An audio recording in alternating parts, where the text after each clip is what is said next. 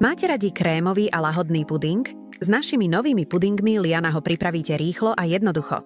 Z pol-litra mlieka odoberieme asi 2 deci, v ktorom rozmiešame obsah vrecka.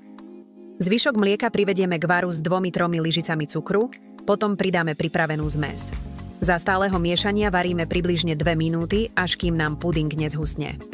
Horúci puding nalejeme do pohárov, necháme stuhnúť a ozdobíme podľa chuti. Naše nové pudingy Liana nájdete s príchuťami karamel, mliečna a horká čokoláda. Sú úžasne krémové, lahodné a dokonca aj bezlepkové, takže si na nich pochutná každý.